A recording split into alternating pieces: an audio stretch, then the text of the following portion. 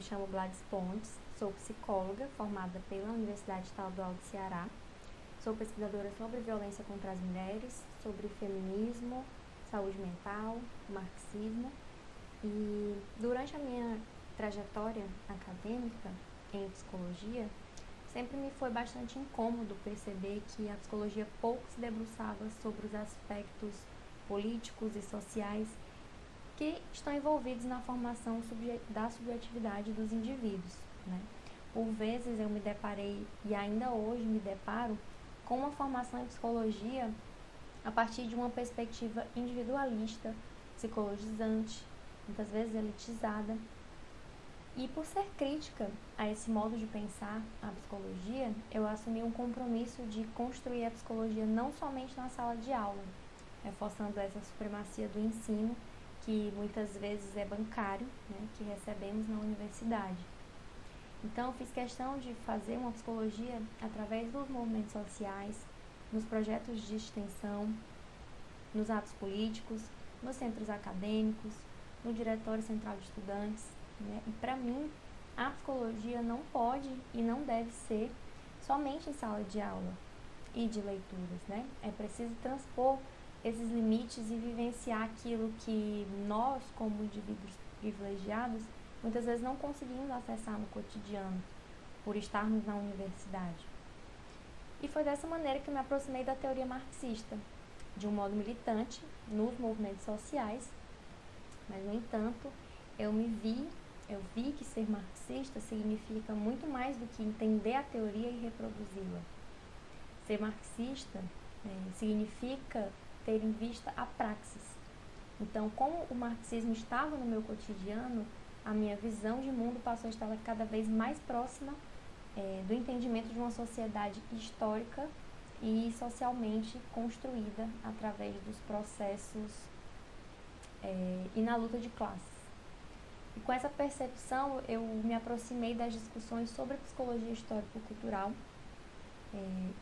e da psicologia histórico-sócio-histórica, né?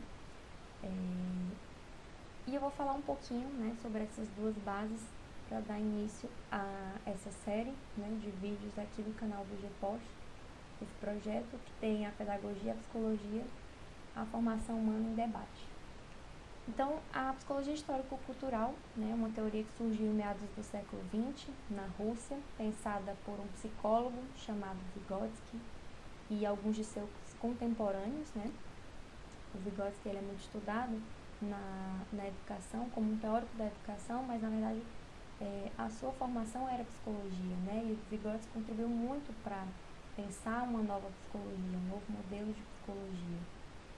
E o Vygotsky acreditava num projeto de psicologia que entendesse o desenvolvimento humano como um processo histórico, construído pelas dimensões biológica, social, psicológica, ou seja, um sujeito que se constitui em sua relação com o social e que, na medida em que modifica o social, é também modificado. Para ele, né, o homem se difere do animal a partir da capacidade de modificação da natureza, sendo capaz de transformar o objeto em ferramenta.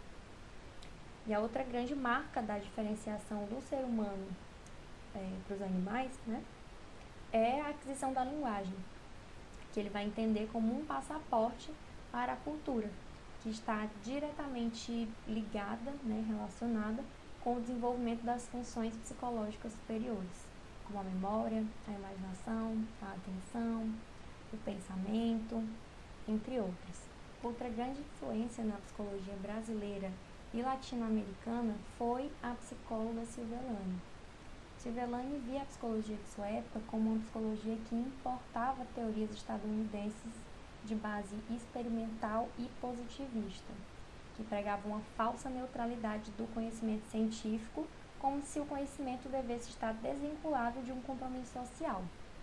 Esse modelo de psicologia compreendia o indivíduo a partir de mecanismos psicológicos, universais e abstratos, e não considerava a historicidade dos sujeitos e muito menos o social no qual eles estão inseridos. Ou seja, era uma psicologia que não atentava para as questões sociais e as discussões pairavam muitas vezes em uma dicotomia. Ou o indivíduo era socialmente determinado, ou era a causa de si mesmo, o que ela chamava de sociologismo e biologismo.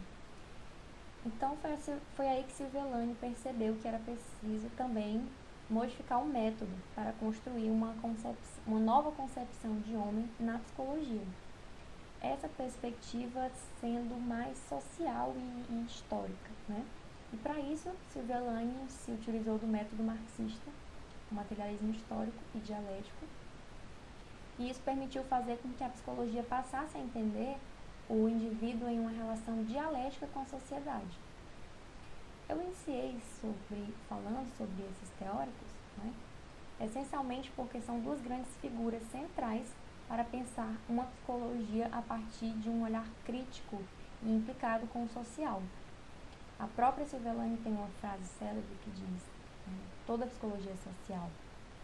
E eu vejo essa frase como um afronte à ideia de que a psicologia deva servir aos interesses do capitalismo, de adequação do sujeito à estrutura social, de uma psicologia que se faz apenas dentro de um consultório clínico nas zonas nobres das grandes cidades, né? E todas essas caricaturas de psicologia que só servem para nos colocar cada vez mais distante da real problemática. É preciso entender que dentro de uma sociedade de estrutura capitalista, racista e patriarcal, a construção das subjetividades se darão a partir das ideias dominantes, né, das ideias que por pertencerem às classes dominantes, são as ideias também dominantes, né, como disse Marx.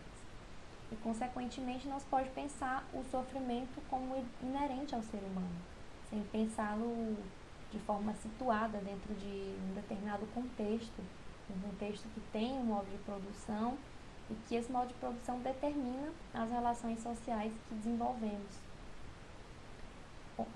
Setembro Amarelo, né, tá aí, um mês que vamos ouvir falar muito sobre saúde mental, né, já começamos a ouvir falar, e acho que vale a pena a gente pensar então hoje no Brasil, né, quais são as maiores queixas de adoecimento psíquico? Ansiedade, depressão. É possível pensar esse adoecer sem vincular ao momento histórico e social que estamos vivendo? Mas nós vamos cair num discurso médico tradicional, que muitas vezes é pautado numa biologia como a causa em si. Esse modelo vai interpretar a depressão ou a ansiedade como muitas vezes decorrente de alterações fisiológicas no corpo, né? Ignorando questões como, por exemplo, né, trazendo mais uma vez para o contexto histórico-social brasileiro, estamos vivendo a maior crise sanitária que há tempos a humanidade não vivenciava. Uma pandemia que escancarou as desigualdades sociais e que, por mais que queiram nos dizer que estamos todos no mesmo barco, né, na verdade, uns estão com coletes salva-vidas e outros estão se afogando das piores maneiras, né? E foi durante essa pandemia que mostrou, né, que pôde ser mostrado para quem ainda não tinha conseguido enxergar, que o lucro sempre esteve acima da vida. Os trabalhadores, que são a maioria, não têm sequer o direito de adoecer. Temos aí o caso daquele trabalhador que morreu dentro do supermercado onde trabalhava e simplesmente foi coberto para que o estabelecimento continuasse funcionando. Então, quantos trabalhadores renunciam à sua própria saúde para não terem seus salários descontados no final do mês? Ou a empregada doméstica que, em meio de uma pandemia, teve que levar o seu filho para o trabalho para ser negligenciado até a morte, enquanto tinha que passear com o cachorro da madame, né? O que isso tem a ver com psicologia, com Setembro Amarelo, com emancipação humana? Eu acredito que na minha fala já tenha dado para perceber, mas eu gostaria de reafirmar, né? Que enquanto a psicologia não se aproximar dos contextos de vida de uma classe trabalhadora, né, a qual grande parte dos sofrimentos são consequências de alguma medida, né, em alguma medida, da sociedade capitalista, patriarcal e racista, nós vamos continuar reproduzindo discursos meritocráticos, punitivistas, psicologizantes. Então é preciso entender o sofrimento como um produto também de uma sociedade e de sua estrutura, né? Então, Setembro Amarelo, né?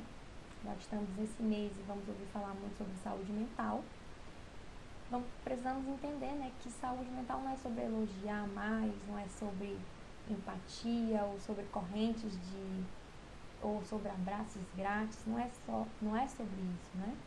É sobre lutar também por uma sociedade que não produza manicômios na sua forma de cuidado, que tenhamos direito ao cuidado em liberdade, de maneira efetiva, né? Que o trabalhador possa chegar num CAPS ou em uma unidade de saúde e não tenha que ouvir que não tem um medicamento ou profissional para atendê-lo.